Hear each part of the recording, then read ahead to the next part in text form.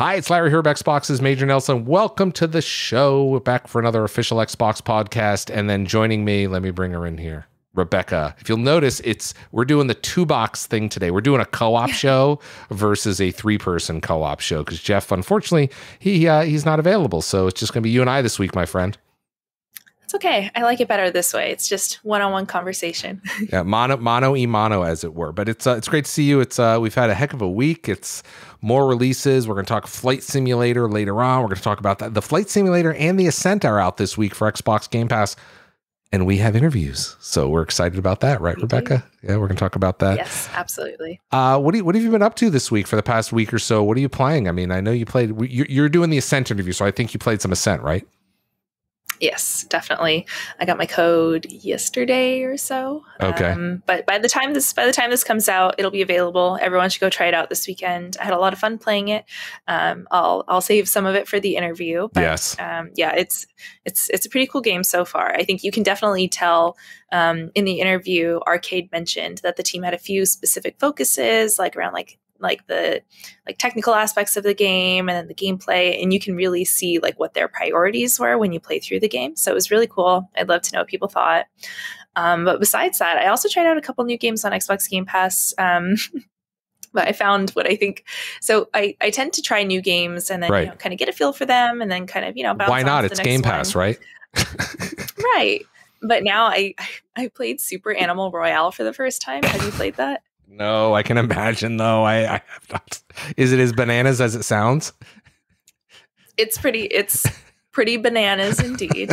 I really enjoyed it though. I lost a lot of my life to PUBG back in the day. Right. I love PUBG though.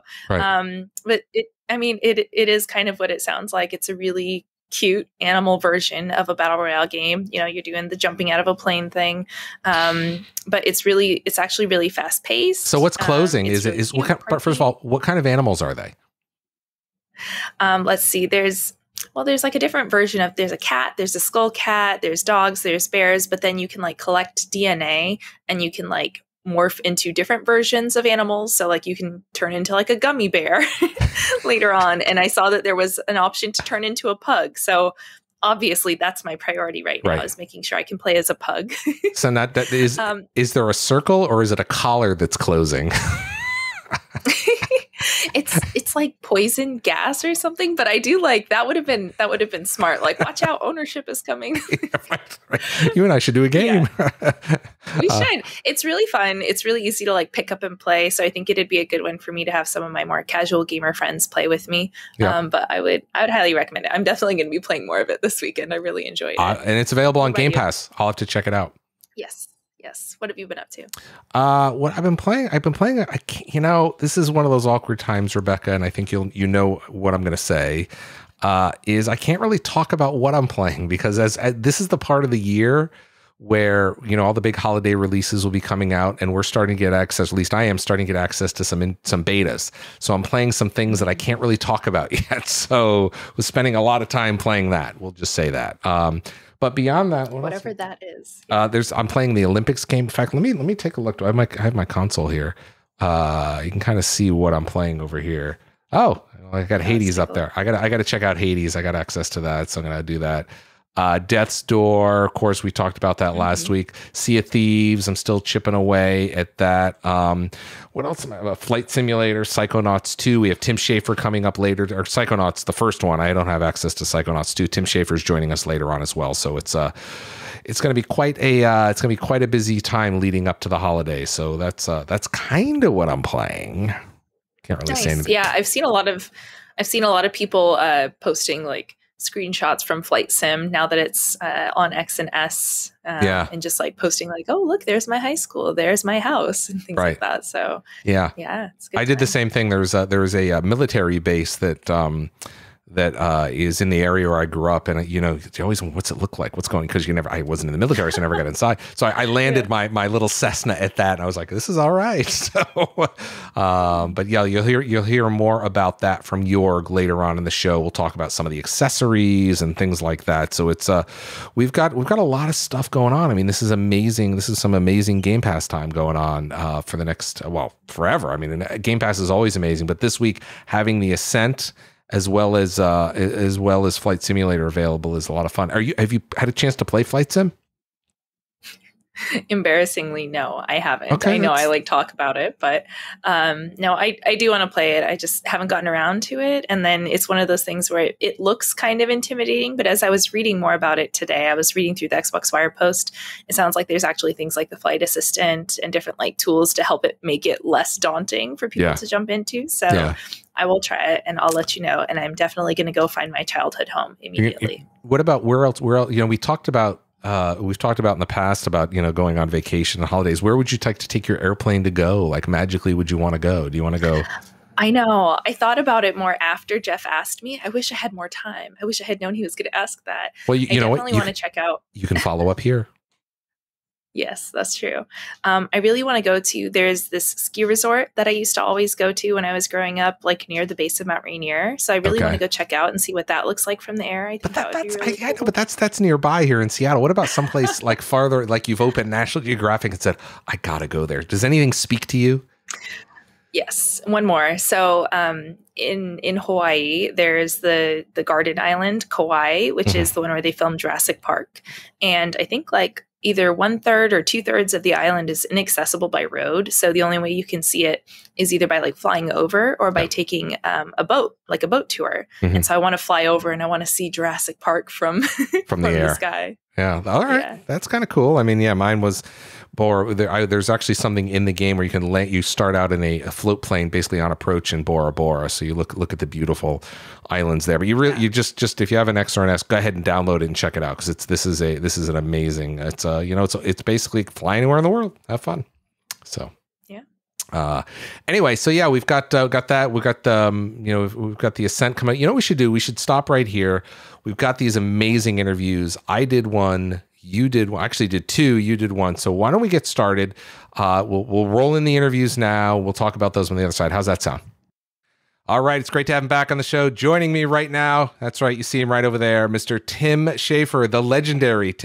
You're right over there. How you doing, buddy? Great. Awesome. Thank you. Thanks for having me. It's great to be here again. It's always great to have you on the show. Psychonauts 2, you guys had some news this week. You had some preview stuff kind of drop in advance of the game launching in just about a month. I mean, a little bit under a month now, right? Yeah, in August. August 25th. I think you could kind of walk us through what you showed, what we've seen in some of the press, because you've been doing some previews, and I got a trailer here, so I thought we can kind of show that a little bit, and you can kind of talk us through what's up. So why don't you tell us what you showed this week? Hot, fresh Psychonauts. Yeah. Never before seen. We were showing some looks at Green Needle Gulch, and can I talk now? Go ahead and talk over it.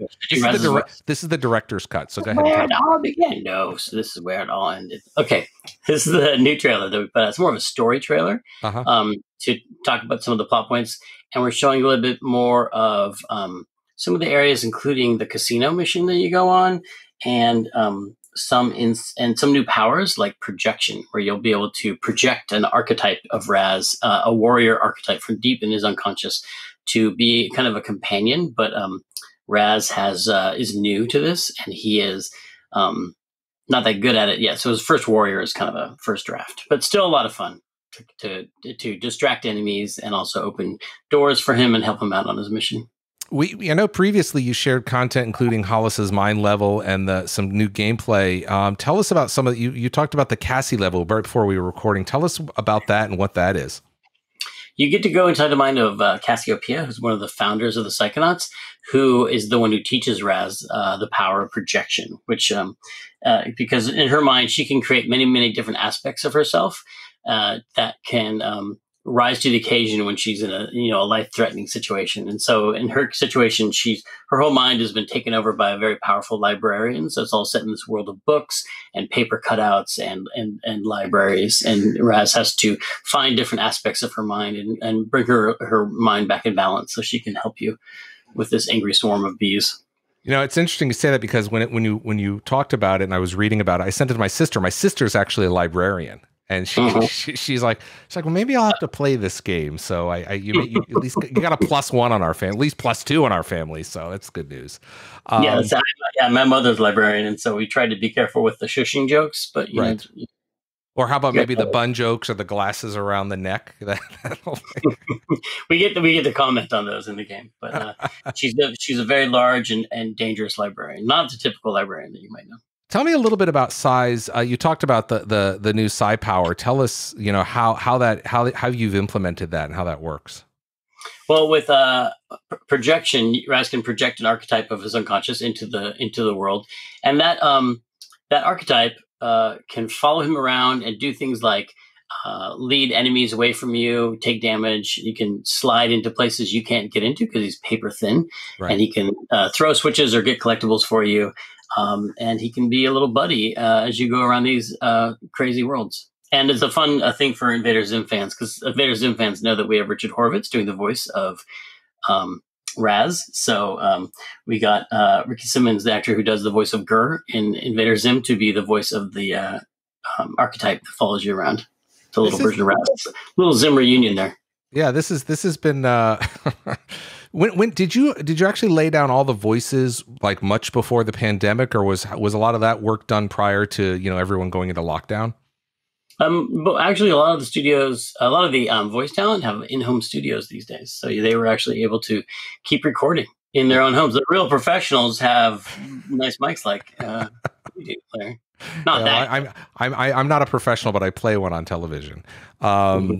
It's been a great it's been an amazing journey for you. We're a month out. What's the schedule in the studio right now, just in terms of you guys are doing the fit and finish stuff, right?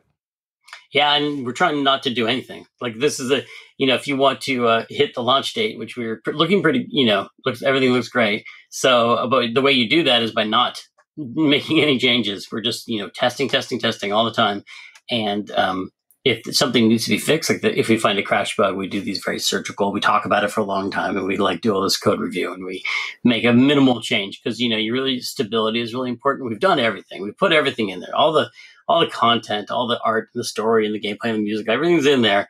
And now we just want to make sure that the player experience is perfect, and you're not going to hit any glitches or crutches or anything like that. Yeah, I mean, that's the reality. Is I've working in games and software for so long, you think, we've only got a month to go. That's plenty of time, but you don't want to introduce any regressions, as they say in the industry, which is where something goes back to broken.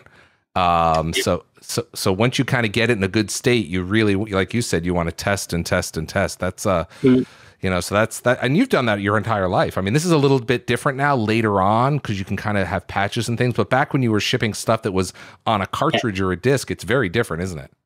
Yeah, I mean, we would still put patches, but you'd hope people would find them by going to your website or something.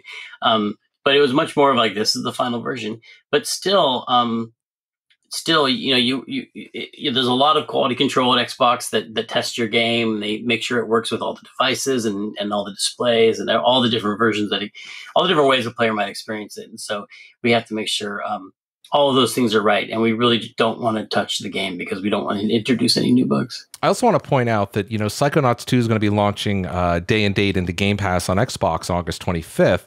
For Xbox Series X, Xbox Series S, Xbox One, but you're also on PC, PlayStation 4, PlayStation 5 with backwards compatibility, Mac, Linux. I mean, you pretty much, all I need you to do is put it on a Nokia phone, for Pete's sakes. I mean, it's everywhere. He's still working on the Ouya version. And we a lot of that comes from the fact that we were crowdfunded. In the beginning, we had a crowdfunding campaign. And we wanted to make sure we were on all the platforms that our backers would be on. And when we were acquired, a lot of people were worried that we'd have to drop those platforms. Yeah, I remember that.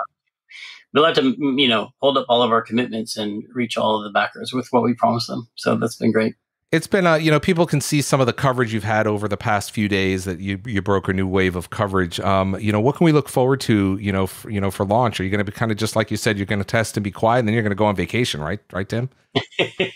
We're going to keep talking about the game. Yeah. Keep, showing them things until launch, release more details about our, optimization for Series X and, just any more details that as we get closer, probably have a few more things to reveal. But But it's been really fun sharing it with the world finally after all these years of development. You know, you get really in your head and you see the same jokes over and over again for a couple of years. And it's nice to see fresh eyes on it and realize that we have put together something that I think, you know, we all think is kind of special, you know, and it's a lot of entertainment. There's a lot of, like, you look at this game like, wow, we put a lot of wild levels together for sure. There's a lot of surprises and a lot of things, both like, you know, new players have never seen it before are going to be like, what? Wow.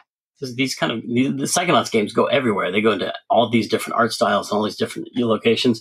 But then also people who played the first game, there's a lot of little touches that are there just for them. So they'll recognize little characters, little pieces of art as things from both the first Psychonauts game and also Rhombus of Ruin. That's great to hear. I mean, it's. By the way, I also want to compliment you because when we had you on a few months ago, when you were talking about Psychonauts 2, you know, you're in this red room. Now looks like you've added some decoration. You've upped your game. I hung at least 3 pictures, four pictures, and some lights. So yeah, you're getting there. Hopefully, when we have you on again, it'll be all buffed out, and you'll have a studio with the lights and the big fat microphone. But we're getting there. Sweet microphone, which acoustic tile on the wall. These are actually a prop from the game. They're these little tiki lights that are in one of the levels, and one of our artists 3D printed them for me, and I made them into lights. Oh, that's kind of awesome. That's cool. Yeah. Well, listen, reveal world premiere. World premiere. World premiere. A lot of people don't know that you're actually the world premiere guy, right? Yeah, I'm the voice. I'm the voice. This is world premiere. Anyway, Psychonauts 2. Psychonauts 2 coming out August 25th on pretty much all the platforms. It's going to be available right on day one on Game Pass. We'll hear more about it in the coming months, and probably Tim will have you on one more time before launch in about a month. So thanks for joining me today. Thank you. Thanks. Awesome. Thanks for watching, everybody. It's really fun. Psychonauts is fun. Did I mention that? Super fun. Fun. Just in time for the weekend, The Ascent is coming out on PC, Xbox, and via Xbox Game Pass. This is the first game from Neon Giant, a brand new game studio. And here today to talk about it with me is the co-founder of the studio, Arcade Berg. Hello, thank you. Yeah, thanks for joining the show. If you wouldn't mind, can you just tell us a little bit about Ascent, just the game ahead of its release? Absolutely. Yeah, it's our action shooter RPG. It's Neon Giant's first game, small team, but senior developers. And it's set in this cyberpunk meets sci-fi world where we try and blend the RPG layers of progression and exploration with a very focused and elaborate combat and shooting mechanics.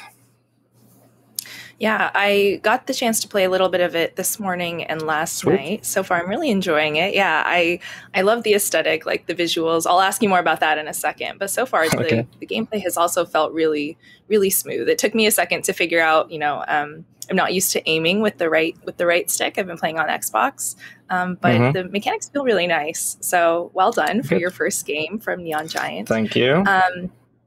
Can you tell me a little bit more about the team? It's a fairly small studio, right? Yeah, so we're 12 people. And the whole idea with Neon Giant is that we believe that there is a different way of making games than what you usually see. And that is bringing together technically minded, creative people and letting them flex their development muscles to basically give everyone a bit more, empower them, basically, to make better games together. And the team we have, a lot of us, all of us are senior developers with plenty of the so-called AAA games in our in our baggage, and we're taking that with us to create these more, let's call it indie, if we want to use those terms. But we bring the AAA mentality and the AAA quality into these games because we've seen it. But we've also seen from the AAA world that there can definitely be a waste of potential, a waste of resources. Because I tend to use this example a lot. But steering a ship, if it's 500 or 1,000 or several thousand people, it's very difficult and time-consuming to make adjustments or to change path or change course, and we can do that, from one day to the next. So we can be very quick to react to what's happening in the game, to what's happening with development, and just to respond to ideas within the team. Yeah, it's interesting. You said you dropped indie, but also with like that AAA feel, because I work a lot with Mojang Studios, and so I think that Minecraft kind of has that same like kind of indie mindset, but then AAA, talent and then resources, and I can definitely get a little bit of that feel from the Ascent. I also just going back to the aesthetics, I really enjoy the aesthetics. It's I do love like sci-fi, cyberpunk, but it's not like super fantasy, bright colors everywhere. So I really like that. I mean, what was the team's kind of inspiration behind the look and feel of the game?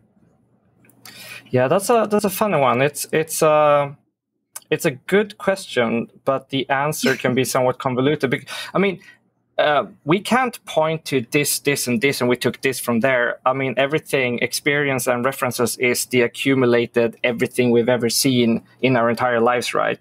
But you will definitely see Dread in there, the comics. You will definitely see RoboCop 1. You will see Blade Runner. You will see Akira. But we haven't taken specific pieces from it. But everything helps build the image. But you will also see, every action movie ever made. You will also see every sci-fi story ever told, because everything helps, build that mind framework, if you will, of what we use to make the game. Because we don't intend to make the world that you saw in this thing, or the world that you saw in this other thing. We intend to make our own thing. But obviously, we grab inspiration from everything, everywhere, at any time. Sure. I like it. I think world building is such an important part of kind of giving a game its own unique feel. And it seems like it's not just like, one aesthetic and, throughout. Like, I like that it changes, and small like nerdiness. I love that I see like little phrases in Korean here and there in the neon lights. So it's really well done. Thank you. I'm curious, where did the name for Neon Giant come from? I mean, I think you mentioned you started the studio a couple years ago, right? Yeah, that there was a method to it. We basically had a set of criteria, and I think this speaks to how we think, but it needs to be easy to spell. It needs to have a domain. You shouldn't mishear it. So there were a lot of things, and we wanted something to represent the new approach, which ended up being the neon part of the name. And we definitely have a love for giants, the creature, and we mixed and matched a bunch of stuff, because it's very hard to have that one word studio title if you actually want to use it as a brand and you actually want to build on it. And we think that these two work really well, and the statement that name makes in itself, along with the logo, has worked really well in our favor to the message that we're trying to tell. So I'm super happy with that. Awesome. Yeah, the game looks really nice. I love that it's coming out on Xbox Game Pass, so a lot of folks will have the opportunity to play it at day one. I believe there's also cross-play between PC and Xbox, if I'm not mistaken. Correct, yep. Yeah, very cool. Yeah, I feel like I can definitely see what you were saying earlier with a lot of technically minded folks being the ones behind the game. Yeah, I mean, at the end of the day, you need that somewhere in the team to make a game. So why not have that everywhere in the team? Yeah. Do you have any particular like tips or hints or like guidance for people who are going to try the game out this weekend? Or is there a specific way that you like to play the game? I would, well, my play style doesn't count because I have, hundreds or thousands of hours in the game. But my advice would be play it at your own pace. Play it the way you want it to be experienced. So you mentioned world building, and that's really precious to us. And we put a lot of love into not only the world but also the characters and the codex that you can read and stuff in the game, and that's all readily available for you. But we made a very conscious decision of not force feeding you that. So if you're more interested in the world or the lore, sit back, read the codex, enjoy that. And if you don't, if you're the player that you just want to go shoot, bang, bang on everything, then you don't need to read the codex. Then you can just go ahead and do just that. So I would say don't feel forced to play it one way or the other. But I would encourage you to at least check it out. I would definitely encourage you to play side missions, because that's where you get a lot of the good rewards of augmentations and special abilities and stuff. So it's definitely worthwhile to do. But yeah, no, really, don't don't let anyone tell you what to do. But no, just play it the way you want to play it. Okay, no, that's good. I'm personally glad that I asked, because I wasn't intending to play many of the side missions. I feel like a lot of the time with RPGs, I get kind of lost between looking for loot and then doing the side missions, and then I get distracted, and then I never finish the game. But it's good to know that I should actually do some side missions in this one. I mean, you can always do it later. It doesn't get locked off or anything. But yeah, just know that there's something shiny at the end of the tunnel. Yeah. All right. Well, let's see. The game's coming out. Actually, it'll be out by the time the podcast airs. Is there anything else that you want to mention, or anyone you want to give a shout out to? Well, I want to give a shout out to everyone in my team. It's just me here talking, but there are definitely more faces than mine to the studio, and everyone has made a tremendous effort in getting this done. And if this is the Oscars, I also want to thank Xbox for all the attentions we're getting, thanks to them, and with Game Pass and everything, so people can play the game. And as I mentioned in other interviews as well, it's like we have called in every favor we possibly could to get this done. And to each and everyone, huge thanks. We wouldn't have it without them, or without you, if you're listening. Hello. Yeah. All right. Thanks, Arcade. And thank you to the whole team. I'm looking forward to diving in more this weekend. But yeah, thank you so much. Out now. Woo! Your flight is now boarding. Microsoft Flight Simulator is now available on Xbox Series X and S. Thank you to that guy and his team over there. You're good to see you. Good to see you too. Glad to be here. It's always great to have you on here. You're the head of Microsoft Flight Simulator. You launched it, last year on PC, and this week it is now available for Xbox Series X and S on Game Pass. That's pretty awesome. Yeah, I mean, it's been awesome. It's I always point behind me. The series is it's been almost 40 years. We're almost at the 40-year mark, and it's always been a PC game. It's always been pushing the edge of what PCs could do at the moment in time when every single version launched. And it's never been on console. And with Series X and S, super powerful consoles, and then we're using the Microsoft tech stack, it is now possible to bring a real, true, deep simulation to the console, which is just fantastic. You can see, actually, it's funny, this border that you see here with the clouds coming, and that's actually from the title. So that's really exciting.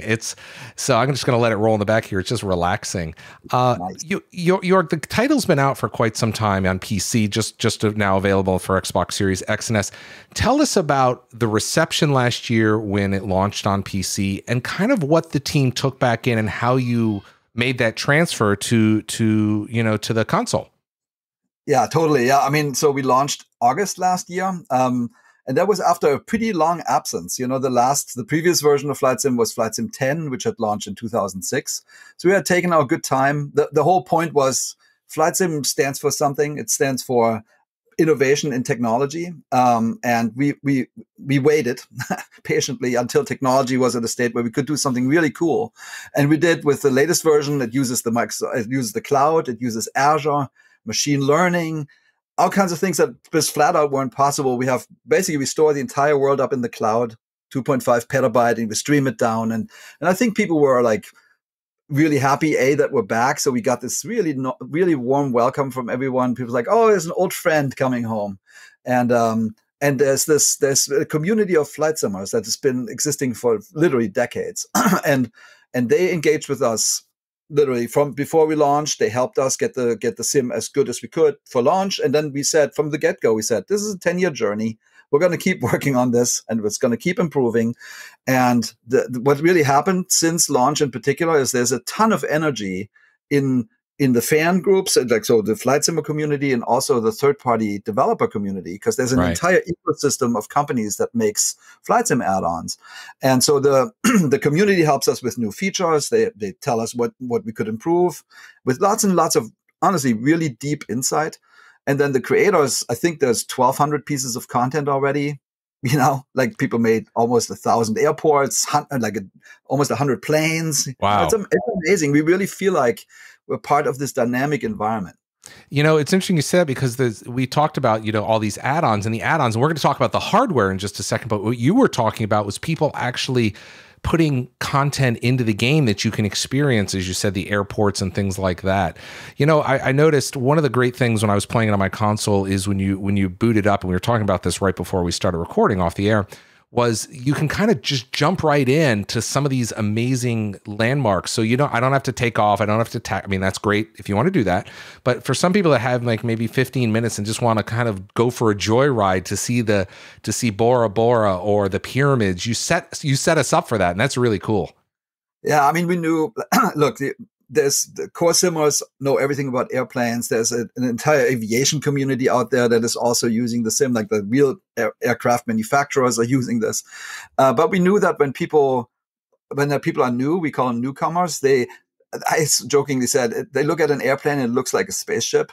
They're like, yeah, that thing seems complicated. Is this for me? And we said, look, we all started at some point. Like, and the very first thing you do when you take any kind of flight lessons is something called the discovery flight. And the discovery flight, you know, you have an instructor next to you, and the instructor says, well, let's go take off, you know, and puts your hand on the steering wheel and says, let's go. And lo and behold, you actually just take off. 3 minutes later, you're in the air and you're like, oh my God, I can do that. So that's what happens in the real world. And we said, let's capture that exact same feeling. So we basically picked what we think some of the coolest locations, as you said, and off we go. The weather's nice, the gas tank's full, you know, and all you need to do is steer and sort of feel the beauty that it is flying, and you can look around, and so you get a totally different perspective of Earth. Yeah. And it's magical. You know, one of the things I noticed after you launched on PC last year is just the flood of videos now on YouTube and Twitch, and people like somebody flew from Los Angeles real time. I don't know if you saw this, Los Angeles to, I believe it was Sydney, Australia. And I've done that flight, and I think you have as well. And they did it in real time, and it was amazing that these people are doing that. And this is the type of experience I'm usually, you know, for the vast majority, like 90% of your trip, you're over water, so it's not that exciting. And I think it was and at 30 plus thousand feet. But I mean, those are the types of experiences people can have, these little bite-sized experiences of flying over, you know, their favorite landmark, their house, their childhood school, or go on these, frankly, epic journeys, you know, across the country. Has anybody been around the world yet in flight sim? I think I've seen that on social a little bit. There've been. I actually know of a person who did it in a Cessna, which is, if you really look how fast the Cessna flies, it takes you a while. But you know, you can totally do that. You know, set your course and off you go. But people are having a ton of fun. We get so many videos, and people. I don't know if you've seen those. There's people that make videos where they fly in the real world and they capture the exact same flight path in flight sim, and then they put them right next to each other. Yeah. And you literally can't tell. It's that similar. And I think there's a totally new appreciation for the authenticity that we can create. And yeah, I think the simmers, like the videos, is amazing. Every morning when we get up, it's like a box of chocolate. Like, hey, what have people done? Tell us about. You know, once the game launched, once the title launched, the simulator launched last year, you have been working on the console version. Tell us about some of the things you had to, I don't want to say worry about, but some of the things you had to keep in mind when you were designing, you know, for the controller, because it's a very different beast than obviously the keyboard. Tell us a little bit about that journey the team went on. Yeah, I mean, so even when we launched on PC, we knew that we would get somewhat of a mixed audience, mostly between simmers and newcomers. And simmers were oftentimes the people that knew everything, they had all their equipment already at home. And the newcomers, a lot of them came through Game Pass. And we knew that they had no HOTAS at home. They basically played with a gamepad. And so we had done some preliminary work. We thought it was okay, but there was a lot of improvements that we could make. So we spent actually 10 months working with our user research labs to make sure that the newcomers could control everything. And And you can see that specifically the simpler planes, like the Cessnas of the world, that's not a problem at all. It becomes, even now, it becomes a little bit challenging with the big Airbuses, because you look at an Airbus cockpit and the amount of equipment in the cockpit, it's challenging to control everything. Scary. And yeah, a little bit. And but as I think most people know, Xbox Series X and S actually do also support mouse and keyboard. So I think that if you really want to go all the way and become a simmer, I mean, there's dedicated equipment. That's the other great thing. There's peripheral makers are now making more and more peripherals for flight simming. But even as a baseline, you have the controller and it works really well. And then if you really want to go to the flight computer and stuff, you can hook up your mouse and keyboard, which is a nice addition. And then if you want to go even further and become all the way deep simmer, then there's now options for you on console. In fact, we have some of those options here. Thank you for setting me up with that. Cool. We've got now this one. This one looks like this. Is this the Thrustmaster? This was the Honeycomb. Yeah. Oh, I'm sorry, the Honeycomb. Yeah, and that one. I mean, you can kind of see the set here. Let's go back a little bit. We're ticking through these too quickly, but this is an amazing set right there. That you can, and these plug right into the console, right, York? That's exactly right. And I mean, so Nikki, who is running Honeycomb, he contacted us right when we first announced in 2019. We worked with each other really tightly, because what we end up doing from the platform, we support these things specifically. We have a little layout screen. We make sure that all the buttons work. And there's really cool LED screens and stuff that we can light up. So it's a deep collaboration with us and the peripheral makers. Yeah. So that's the Honeycomb, and then over here we've got this one. Let's see if I can get to the next one, because there's a couple we're going to go through here. Now this one is, tell us about this one. That's the Thrustmasters. I mean, so that you see their pedals, super cool. If you really, I mean, I have that set up actually right here on my computer. So it's really good if you want to get an authentic, really pedal experience. I highly recommend this one. And then there's an even more complex one. I don't know if you have that one. Well, this one I want to talk about. This one's available I think it's available now, and it's available the rest of the world in October. It's about $200. It works on PC and so on and so forth. So that's kind of amazing. And then I think I've got something else here. Let me get that loaded up, and we can buzz along and see what else. Now this one, I actually saw this one in the lab. This one is the Turtle Beach Velocity 1 flight, coming later this year. This one it retails for $349.95, but this is the first time Turtle Beach has ever done something like this, right? I know, and it's super. I mean, if you look on the right, you can see the airline controls with throttle. Yep, it's going to be super. So I don't have that one yet, but we're all waiting for it. I think it's going to be. I mean, the really cool thing is there's never been a true sim, like a true flight sim on a console, right? And we can do the software, but it's so good to see that the hardware makers are just as excited as we are, and that these really authentic pieces. I mean, this is a very authentic setup for a cockpit. That this is now coming with console, fantastic. The thing I noticed about this one when I was in the lab last week is this Turtle Beach one. It's got that little LCD screen in the center of the yoke. You can see it right above the Xbox button. So you can actually customize. You can see the ABXY there as well. So this is, I mean, hey, try to play Halo in this thing. But seriously, it's a full featured experience if you really want to get into that, because again, the console is incredibly powerful, and you know what your team has done with it is really bring this amazing high fidelity flight experience, and now you can continue that and then really have a full cockpit experience with your console, right? Totally, yeah. I mean, it's so fascinating because you know, sometimes it's a little complicated to set up a big computer. You know, it costs a few $1,000s, and even real world pilots actually come to us now and say, "Hey, I'm going to buy myself an Xbox and I'm going to hook up the controllers, and I can get some essentially flight training going." Yeah, there's a lot of them. You know, like the last year and a half was a little strange.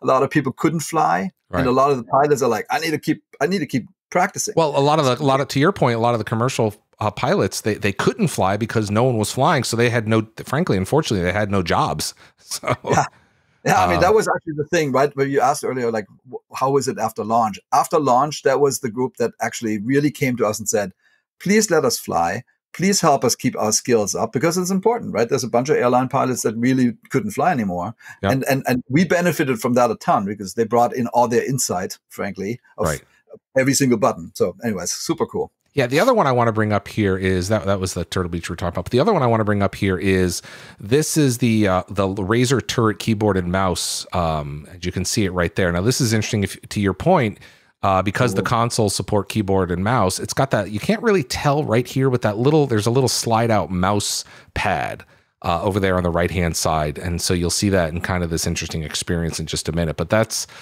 another thing that if people want to just have the full 88 plus keys available, then they can do that as well, right, York? Yeah, exactly. I mean, I sim here on this PC, and then I now go downstairs. My save game comes with me. Yeah. I go on my Xbox. I keep flying. I can go back here. I mean, it's super seamless, and it's great to have the same kind of level of equipment available, right? So that it feels exactly identical. I want to point something out because you mentioned it, and you absolutely reminded me that you're right. The save game just goes again because you're in the clouds. Flight Sim in the clouds. Your game save on your console or your PC just goes back and forth. So if you have a PC and you want to play it like Jorg and you want to go up and back and forth and it just works, right? Yeah, even in my house. I mean, like if I go on a bush trip, right? All of a sudden, because it's all cross-play as well, I can play with my wife. She can play down on the Xbox. I play here on my PC, and we have a wonderful, community experience. And I think that's what we're actually looking for the most. Xbox gamers are so multiplayer savvy, so social. That I think we're going to bring in, honestly, I think we're bringing a new element for flight simming, which is a lot more social activity. And I'm already seeing it. People are already like flying down the coastline together, and there were like 200 planes just yesterday. And I think that's what people do in the real world. The bush pilots, they go on a trip. It's like a camping trip, just with planes. Yeah. The other thing to point out is that we talked about at the beginning of the interview about these beautiful, you kind of set us up on these beautiful flights right away so we can just jump right in. There's also, I've seen there's some animals on the ground, right? You've populated some areas with some I don't want to say livestock, but with some real animals. Oh yeah. I mean, the whole point is that we want to make a digital twin like that. Flight simmers are all about authenticity, the authenticity of flight, the authenticity of the weather, the authenticity of the world itself. And I think I think about it as like three different stages. Like there's, for me, the static world, the dynamic world, and the living world. And the static world, we're doing really well. We have 3D cities and all this stuff. And the dynamic world is weather, snow, seasons. And then the living world is, hey, and we're still working on that. So, this is not like one and done kind of product. We're going to keep working on this for like the next 10 years. And now, like with Xbox, we added that you can land anywhere, and you can land on water. Yeah. So at some point, I want to land my water plane, and I cannot wait to see like a whale rise out of the water. How cool would that be? And we're gonna go do that. I'm telling you, I'll tell you, as much as I'm having such a great time with it, but the most frustrating part for me is, when I landed on the water in Bora Bora, I just want to get out and go for a swim, York. Good idea. I need a swimming simulator. But you said that about landing on the water, because there's seaplanes and amphibious, I guess they're amphibious, airplanes, and they're pretty amazing in the fact you can get that experience. And then my favorite part of this of Microsoft Flight Simulator is this, and you've had it in your PC, but where you can kind of stop the plane in flight, and you can kind of have this drone go around you. So you become this, depending on how you're flying, maybe third person mode. That's and then that's where we see a lot of these screenshots. That's a really powerful feature. Thank you for adding that. Thank you. Well, I mean, I honestly like drones. It's funny. The community doesn't talk about it that much, but we do quite a bit. That at some point we should just have a proper drone. That's what people do, right? If you go, I know so many friends of mine have a drone. They go to somewhere on the beach and fly the drone overhead, and they check out the whales or the seals or whatever, right? And I think it's just an awesome way to look at the world, and we can do it. It's not that difficult. So keep watching the skies. We're gonna do this. There's so much great. You have such a great. I mean, the skies are so clear ahead of you in the 10-year development plan. It's got to be really exciting for you guys. I mean, I haven't been over to your office recently, but I can't imagine I imagine the whiteboard behind you is filled with all the ideas of let's do this now and in 2 years. And there's going to be things that we're going to see in flight sim technology, frankly, that may not even exist today, right, Jorg? Totally true. I mean, I would say I typically say that the amount of sensors we have looking at our planet are increasing by an enormous rate. I mean, we have sensors in our phones, we have them on our cars, our front doors. The amount of satellites is increasing a lot. Like, for example, we are hooked into the NASA satellite array that is looking at the pack ice expansion and decrease, and we're actually doing that in real time already. There's an array that does just as wildfires across the planet, right. and so all these data sets exist, and frankly, we can have all that in Azure and stream it down. So the data, the way I think about it is the data that represents how our planet ticks is available, and we can get it all into the sim, which I think is going to be great. I had one more story for you. Yeah, please. Just because I wanted to celebrate it, like the community's engagement. Just to give you an example, we did a Nordics update, which was the 5 Nordics countries in Europe. And then I think the same day I got contacted by someone in Iceland who said, "Hey, Jörg, you did a really good job. However, I have better data because I'm the guy who gives all the height field data and all the terrain data to the search and rescue operations in Iceland. I'll just give it to you." I'm like, okay. Wow. Or there's a group in India that says, "Hey, Jörg, the Indian government doesn't really have all this stuff, but we're a group of fans and we're going to make India look awesome. Please work with us." And that happens literally every day. Yeah. That somebody somewhere in the world says, "I'm an expert in this. Let's make this thing together." And I feel this community of people now coming together to really get our planet perfect. Yeah. And that, I'm a big believer in open data and crowdsourcing. I think that's going to really take us over the top, because it's not just us sitting in offices here in Redmond or in Bordeaux in France. It's everywhere. It's everybody. And we can get everybody's information into the sim. And so that is where the sky is the limit. I think we will really be surprised with what people already have done, because it's their hobby. Like that person in Iceland, it's his hobby to have the perfect representation of Iceland. That's awesome. It's funny you say that, because I was having this conversation with my wife about how, we're talking about the most amazing technology developments in the past 20 or 30 years and maybe beyond. I would say that GPS is definitely at the top of the list. Being able to put yourself, know where you are accurately sometimes within 20 to 30 meters on planet Earth. That's amazing. And that, of course, brings you into what you do and all the data. It kind of leads all up to this amazing mapping experience, right? Because you can just import all your data, all this crowdsourced data, and just kind of lay it over on top perfectly. It's the satellites. It's the with SpaceX and other companies, like there is a democratization going on about what satellites can be in space. Yeah. And they're getting more and more specialized about what they look at. There are satellites that look at animal migration data. Yeah. Oh, I want that. I want to know where the animals are, because we can go use it and we can go make the animals actually move correctly throughout the world. Yeah. Anyway, sky's the limit, really. Anyway, Microsoft Flight Simulator now available on Xbox Series X and S. It's on Game Pass. Check it out. You kind of go through there and everything. Jörg, I want to thank you. I know that a lot of Xbox fans are excited about the 10-year journey that you're bringing them on, and of course, our friends on the PC side. So thank you on behalf of everybody for Microsoft Flight Simulator. Go check it out and send me those screenshots too. I want to see them. Thank you, Larry. All right, it's been a big week. Thank you to Tim, Arcade, and Jörg for coming on the show and chatting about flight sims, Psychonauts, and also the Ascent. Yes, always. You never know what we're going to get on this show. We got some pretty cool folks lined up. It was good to see Arcade again. I did the interview last year. You did this one. Always good to have Jörg. And then Tim is just, he's just crazy. I love having him on. He's such a good friend of the show. But anyway, thanks to all of our guests. We got some more interviews coming next week. And then usually right about now is when we talk about some news going on in the industry. I don't know if you have, usually Jeff does that, but since he decided to, I think he's on annual leave, as Graham likes to call it. So we should fill in the news. Yeah. All right. Yeah. Who needs Jeff? Who needs Jeff? No, just kidding. You sure can. Yeah. I'll take us through some of the news. So going back to Flight Sim, we mentioned it earlier, but it's available now for Xbox Series X and S. It's also an Xbox Game Pass title. But the good news is it's not just released and available on those new consoles, but rather it's been optimized to harness the power of Xbox Series X and S. Sorry, that's a mouthful.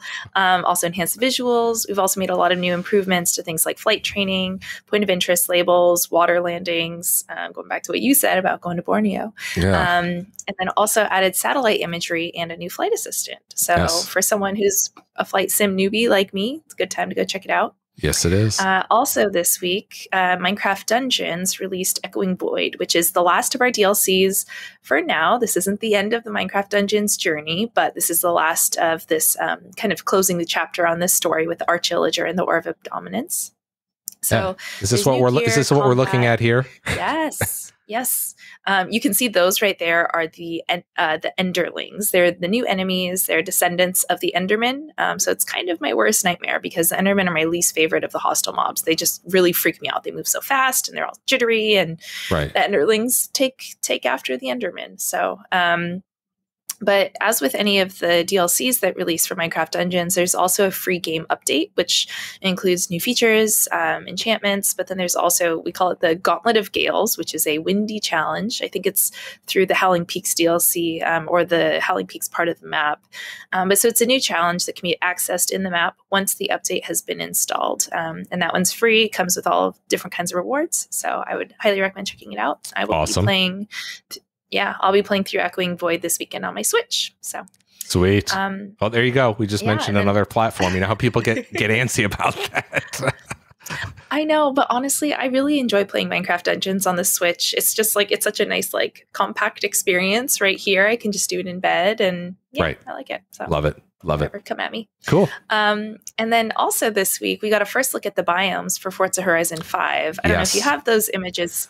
If you don't. I don't, but I am working on getting somebody from the Forza Horizon team on board here to talk about them. Unfortunately, I don't have them available. I'm excited, so we'll save all those visuals for that. No, all good. But I would also recommend going to check those images out on Xbox Wire because all the different screenshots they're sharing for the new biomes look incredible.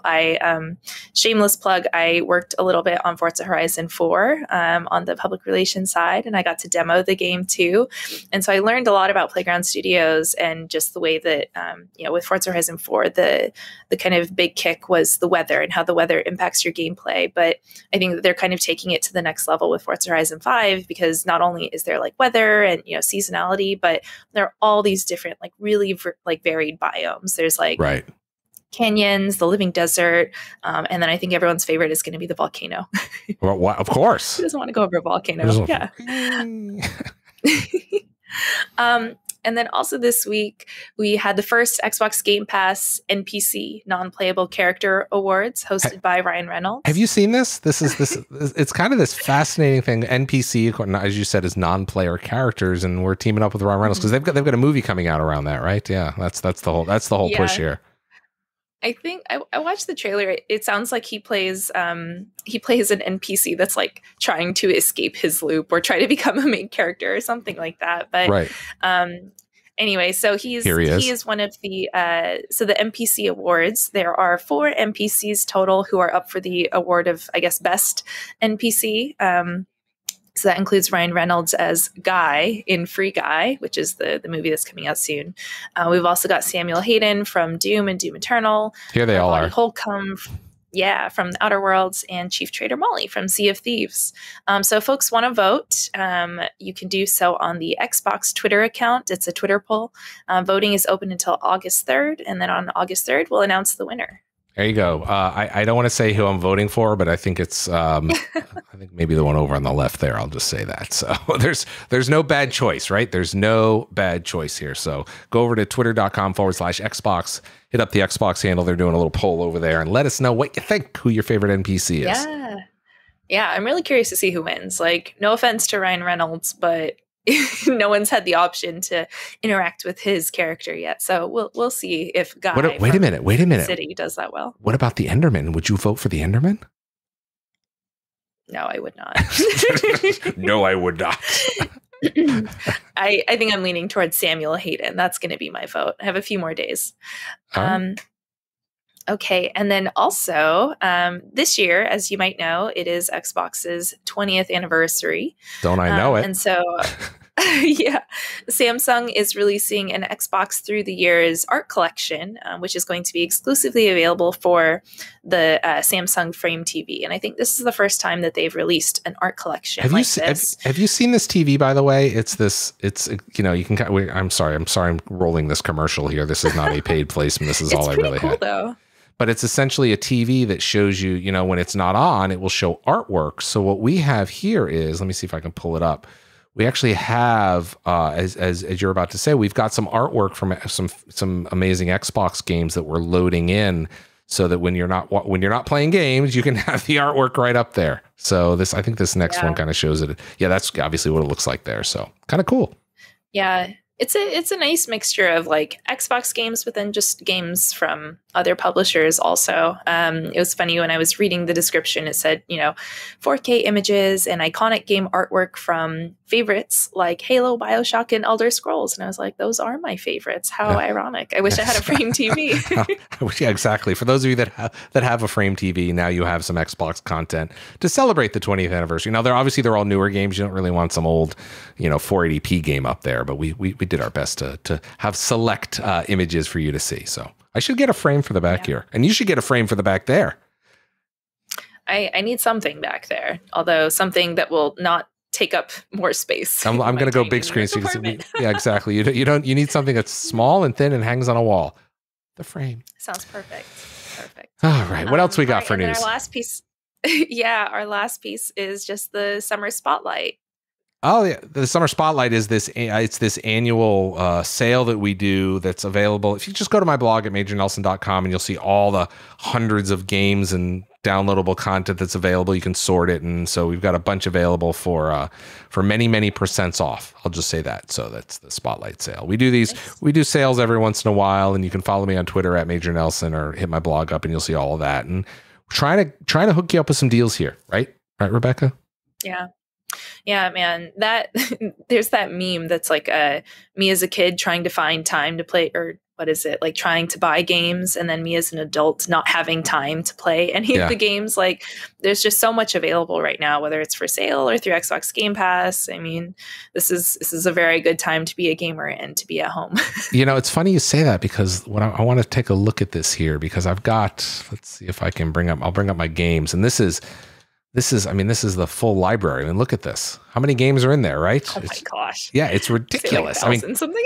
Yeah. Granted, I get, you know, a copy of all the games, but I mean, it's absurd, you know, the games that we have available, and who has time to play them all. So it's a great problem to have. It is and again, Game Pass helps you a little bit. I don't know, it solves the problem, but at least you don't have to buy them. You just have Game Pass. You just have to find, you know, instead of finding something to buy, we're going to show you something to play. So that's the way we look at it that way. Do you know, I don't know, people still rent movies at Redbox. Maybe this just shows funny. I just had this conversation with a friend of mine, a neighbor, because I was like, who goes to Redbox? Because whenever there's one down near the grocery store I go to, and I see people using it. So some people still do. Yeah. You know, maybe I'm sure there's things that, you know, there's the DVD window and the streaming window, things that come to DVD or Blu-ray earlier than streaming. So there's people out there that do it. I don't know. The reason I ask is because I can't remember which games, but I've tried out a couple games in the past via Redbox, because you can like rent a game for a day or two. Yep. I think that was way before Xbox Game Pass came out, because I wanted to be able to test, you know, a $60 game and see if I liked it before making the purchase. And so now it's nice that we have Xbox Game Pass, so I don't have to worry about making that jump. But I was just curious if that's still a thing or not. I'm sure people will let us know in the comments over on the YouTube channel. Just drop us a like and subscribe and all the rest of that stuff. You know what to do, and the bell and the ding and the, you know. Oh yeah, you got to do the spiel for Jeff when he's not here. Yeah, I know, exactly. Like and subscribe, and if you really like us, this helps us. No, we love talking to you. This is why we do this. So it's just a lot of fun. But that's interesting. I would love to see if people are using Redbox. For those of you that are outside the United States that maybe don't know what Redbox is, it's a red box. It's a vending machine you go to at your locals. I see them in front of 7-Elevens and grocery stores, and you can use a touch screen, and it'll give you a disc, right? I mean, did I correctly describe it, Rebecca? Yeah, you'll probably see a lot of dads like mine trying to rent the latest action movie there, and struggling to or moms get it back in time. Or moms, yeah. I'm just speaking from personal experience.